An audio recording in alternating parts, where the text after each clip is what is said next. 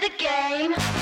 Hi, I'm Kelsa Dickey, the CEO of the Financial Coach Academy and my financial coaching business, Fiscal Fitness Phoenix. My coaching journey began more than a decade ago with me helping people for free from my dining room table.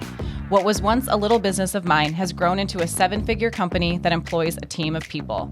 My goal is simple: to help you fall more and more in love with financial coaching. I believe financial coaching is the most rewarding way to make a living. If you are an aspiring financial coach or have been coaching for years, I'm here to help you create a business you love that gets your clients massive results. Let's get to it. All right, Coach, welcome to episode 47 of the Financial Coach Academy podcast, the ultimate growth guide for financial coaches, part 3. Let's start with a review by Be Crazy S, who says, resourceful and smart. Kelsa is a fountain of information. She is resourceful and smart when it comes to coaching and building a business. This podcast series has the potential to get your coaching business started from the very beginning all the way up to being fully booked with clients. Her unique approach to coaching is a breath of fresh air. She is dedicated to helping others build their dreams. Thank you so much, Kelsa, for everything. Your podcast is definitely one of my favorites. Thank you so much, Be Crazy S. Your review is one of my favorites. So thank you for being a listener and taking the time to leave a rating and review. All right, Coach, we have been exploring the client journey that we use at Fiscal Fitness Phoenix, my financial coaching company. If you want to follow along this journey, please go to financialcoachacademy.com/client journey to download the visual guide that I think helps make all of this a bit more clear. So far, we've covered the first 2 steps of this client journey. So you've connected with a lead and you've done your quick audit call, which remember is like a free consult or a quick audition where you qualify or audition the client and they are going to do the same to you. And we've begun to discuss steps 3 and 4 of the client journey. At the end of that quick audit call, we invited them to schedule their discovery session. And once they schedule that session, they will receive prep work to complete prior to the session. And that's where we're at today. In order to discuss the prep work you may want to create for your discovery session, we must first discuss the purpose of the session. So let's start there. Remember, the quick audit or the first conversation isn't really a coaching session. In fact, you want to try and not do too much coaching on that call. There might be a little bit, but the discovery session is really your first coaching opportunity with the client. So the purpose of the discovery session or your first coaching session is to paint a clear picture of the client's financial journey. When we train the fiscal fitness coaches on the discovery session, we tell them there are 6 main objectives that they want to hit. I'm going to share these now and also share some of the ways we achieve each one. But there are no shortage of options. Remember, my goal isn't necessarily that you become a mini Kelsa, but that you find your style of coaching. But let's do an overview of the session because that informs what you may want or need as far as prep work is concerned. The first objective is to get to know the client more intimately. We ask both surface level and thought-provoking questions. We don't ask just financial questions. We get to the heart of why they want to make financial changes.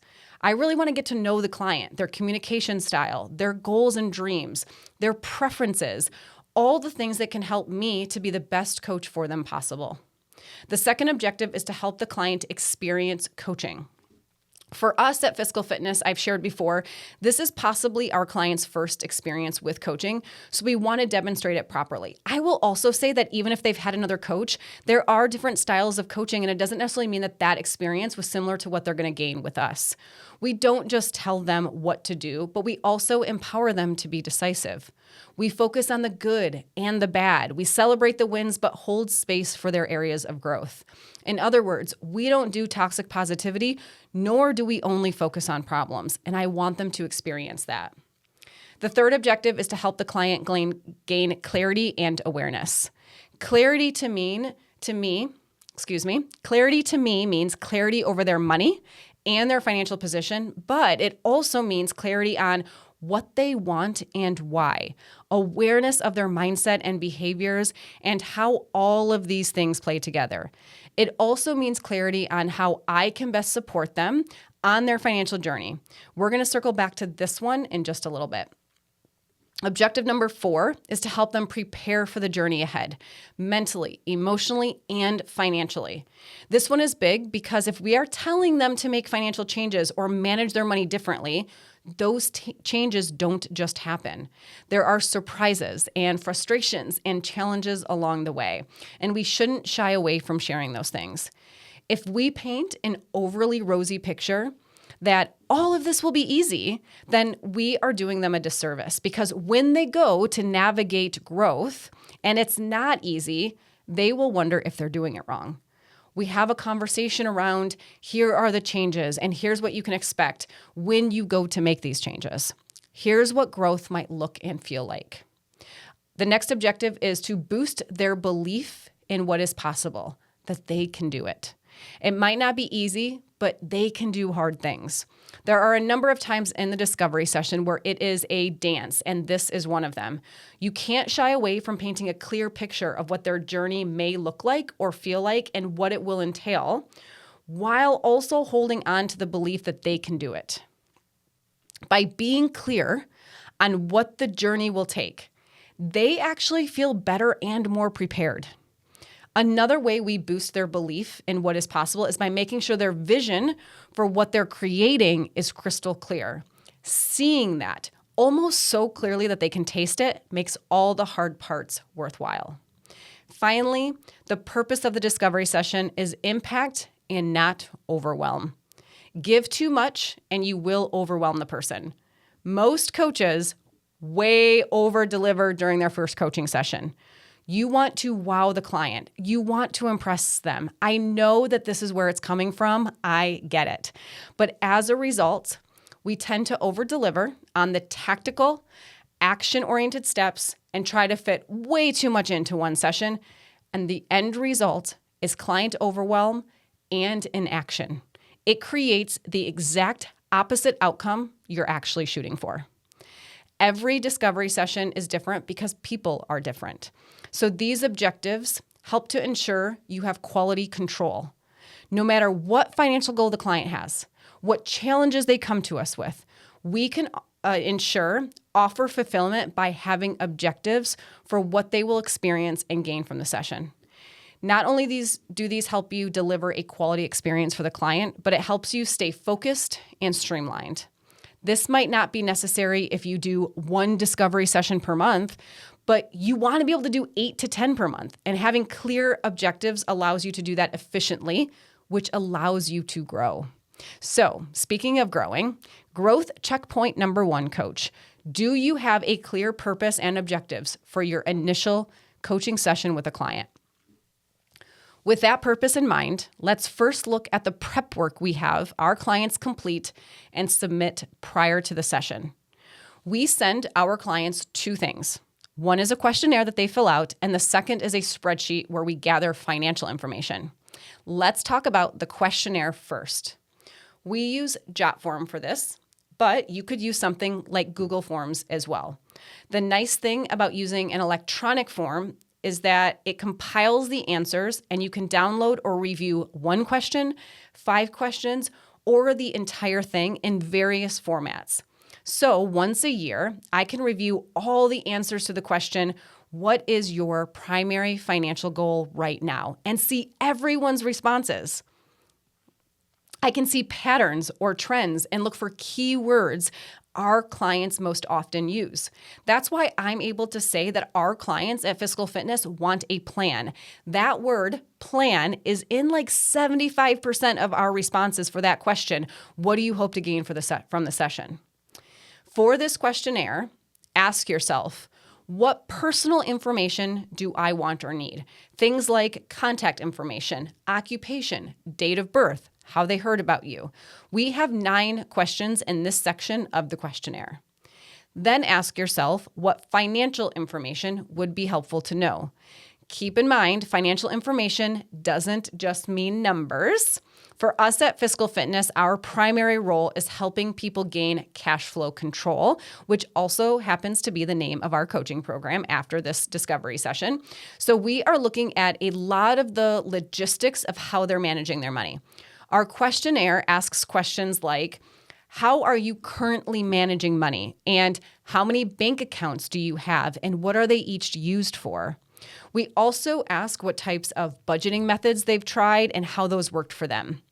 Another example, the type of non-financial financial information you may want to gather on the questionnaire is to ask them to score how confident they feel with money on a scale of 1 to 5, or how much stress they feel with money on a scale of 1 to 5. The nice thing about this is that we can and we do rescore these feelings around money a month, 3 months, or 6 months into the client journey working with us.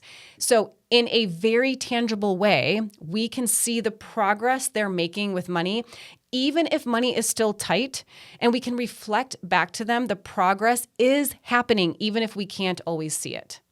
Next, we provide them with a number of statements that we've heard people say. On our questionnaire, there are 13 of them. You could list 5 or a dozen. We ask them to check the box next to any that apply to them. Here are some examples, and I think I've got 6 of them listed here. The first one, I just wish someone would tell me what to do with my money. I don't really want to budget because they seem too rigid and strict. I want to be in control of my money, but I don't want to overcorrect and become a control freak or have to worry about where every dollar goes. I make too good of money to be this stressed with money. Things are okay financially, but I want them to be great. And last example, I'm worried that a financial coach might just tell me I can't buy something I want, and that makes me nervous. I just want to touch on some of these statements really quickly. Not only are we getting to know how they're feeling, we are also performing another delicate dance, like I was mentioning in the previous sections of your growth guide. While we're coaching them during the session, we are also teeing up continuous coaching at the same time. The idea of teeing up future coaching is an important skill to learn as a newer coach or a coach who is looking to grow. You're coaching on the here and now and future casting with you, the coach, as part of their journey, all at the same time.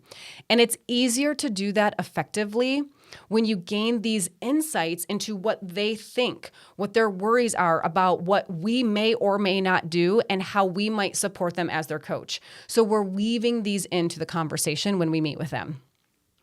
Growth checkpoint number 2 for you, coach. Are you teeing up future coaching? Are you future casting while also coaching your clients on the here and now? We also ask where they think they stand financially. I added this question really early on, and it may be helpful for you too. When I was first starting out, I would get their budget or financial worksheet back, but wasn't asking a question like this.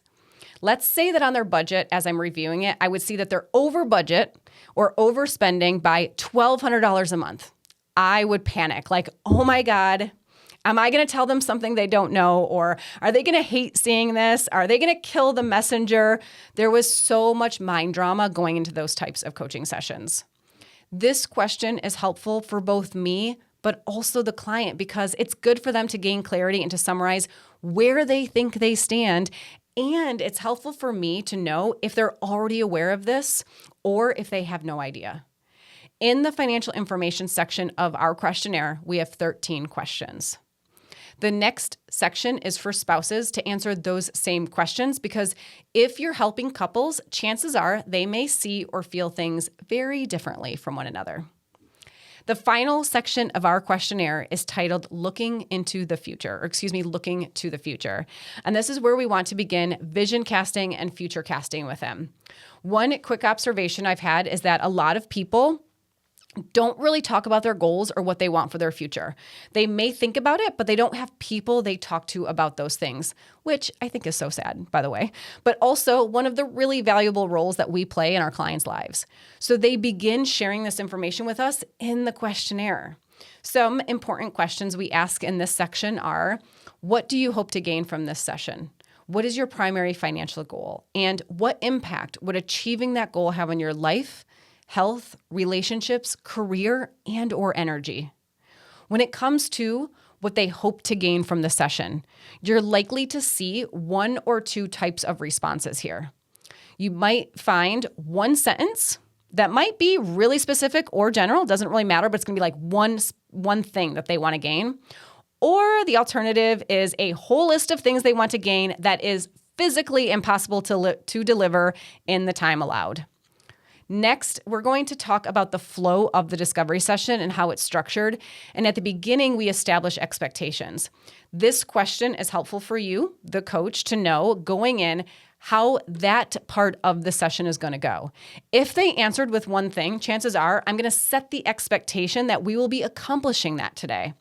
If it's the second type of answer, though, the person who wanted to fix 20 years of financial habits in one session, I also begin by setting that clear expectation, but I help them prioritize the 1 to 2 things that are most important to them.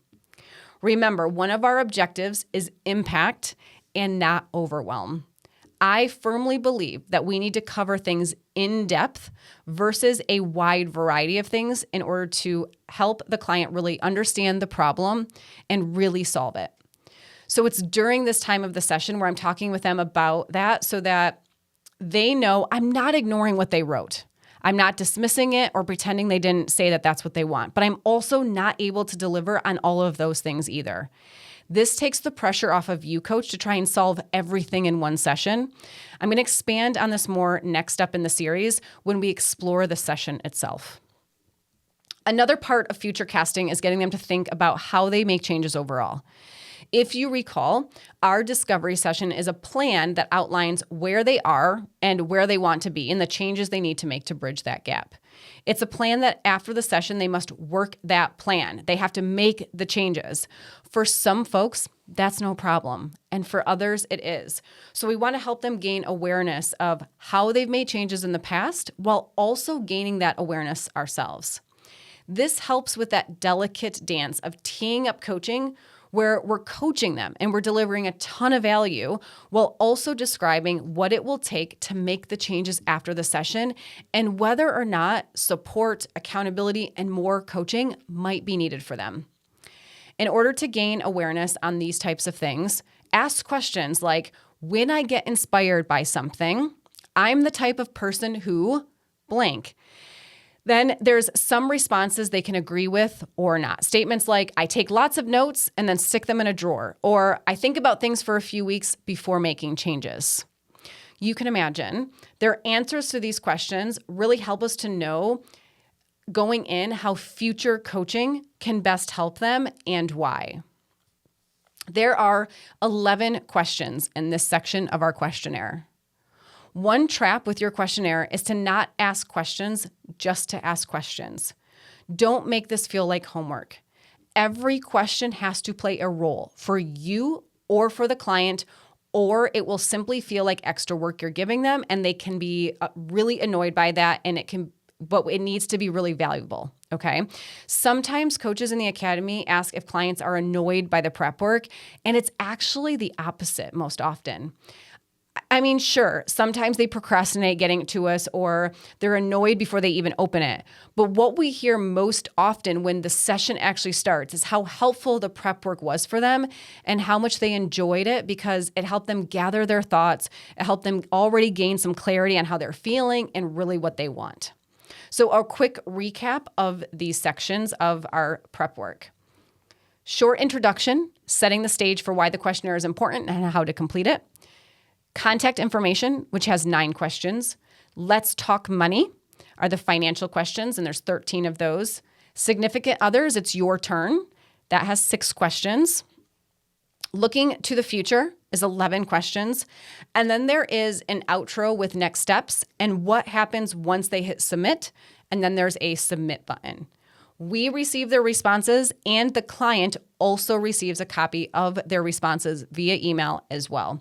It doesn't matter which coach on my team is onboarding this client or about to meet with them, I also receive a copy of the client's responses. So I can always keep a pulse on what's going on. That completes our questionnaire, the first part of the prep work. Growth checkpoint number 3 for you, coach. Are you asking questions ahead of time that are both valuable and insightful for you, but also help the client to mentally and emotionally prepare for the session? The second form of prep work we ask for them to complete, and that you'll want to have too, is a financial worksheet. For all of you, our worksheet at Fiscal Fitness is a very typical budgeting worksheet. Nothing fancy at all. It's a monthly budget where they list all their expenses, their bills, spending, random things like car repairs, and so forth. This makes sense for us because we're helping with budgeting, cash flow, and the day-to-day parts of money: income, spending, debt, and savings. Those are our primary focus at Fiscal Fitness. My goal with this worksheet was to make something that would be familiar to most people. And most people have made a monthly budget before. If you are using a spreadsheet to gather financial information, please keep in mind that some people are easily intimidated by spreadsheets. Simple is best here. If you have a more robust spreadsheet that has inputs, but then it also analyzes those inputs, please hide everything the client does not need when inputting their information, okay? Please, please, please. Our financial worksheet asks for everyday expenses, like I was saying, as well as their net paycheck amounts. It also asks for their debt details and any balances they have in savings, and that's about it. It's fairly simple because our clients, when they come to us, are not interested in things like their financial independence journey. They probably don't even know what that is. Or growing their net worth. Again, they probably don't even know what that is. Ask yourself what financial information you need in order to see their situation clearly based on what they are coming to you for. Once we receive this feedback or this worksheet back from the client, we review it and we send a list of follow-up questions. And the reason we do this is because more likely than not, there's going to be gaps when the client first sends us their worksheet back. And that is okay. They are doing their best and they don't know what they don't know. We have found that it is less overwhelming for the client to get a fairly basic budgeting form to complete and submit to us. Then we review it and we ask more specific questions, which are way easier for someone to answer.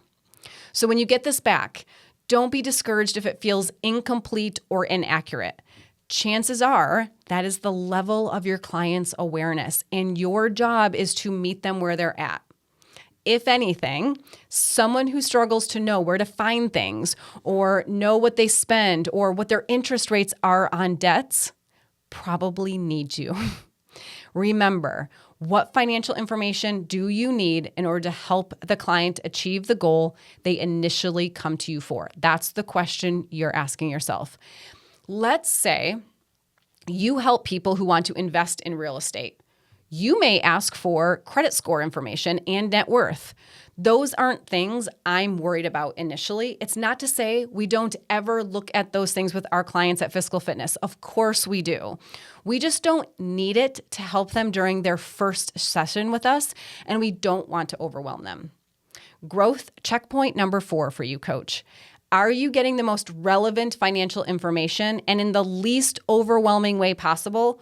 Or are you overcomplicating the step or not asking for anything? When it comes to your prep work, there should be a combination of subjective and objective information that you're gathering.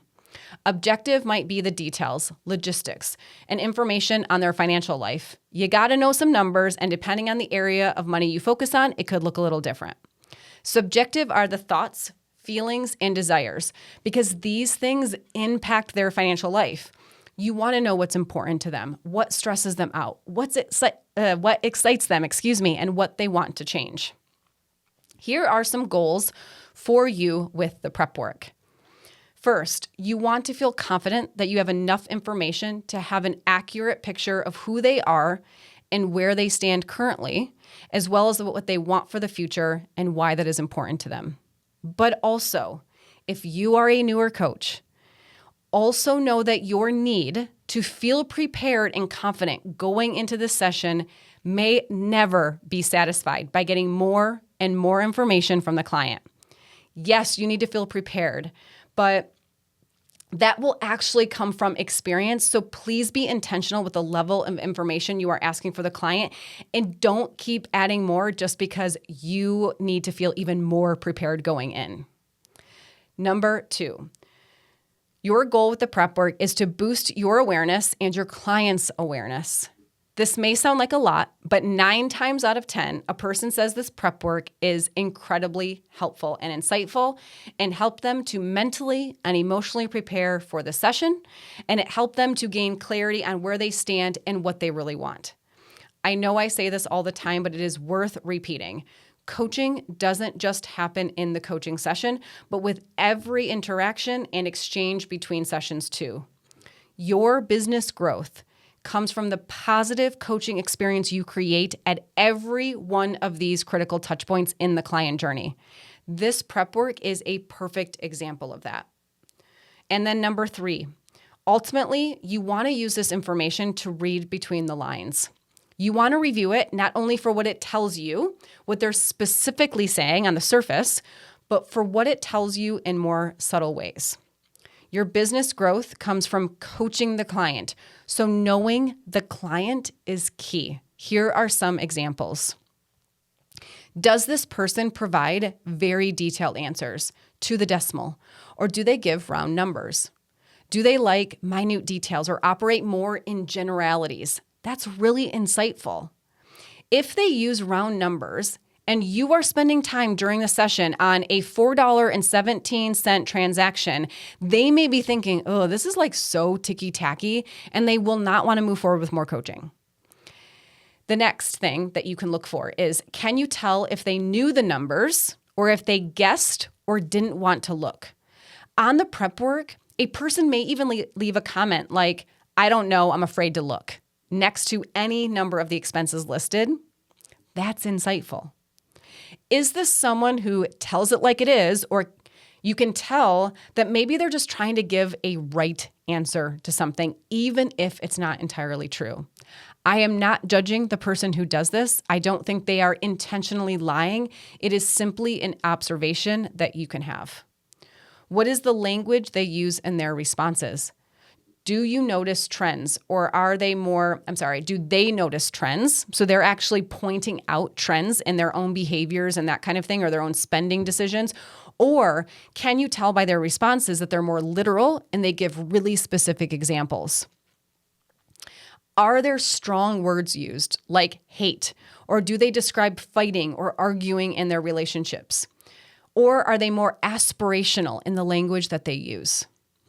Are their answers open and vulnerable, or short, curt, or guarded? Maybe it's a combination. In one area, they seem really open and vulnerable, but in another, they seem guarded. Again, insightful, right? The more people you help, the more prep work you review, and the easier this review becomes. All of this helps both you and the client to feel more prepared going into the discovery session, which we're going to talk about next. I can't wait. I hope you are excited.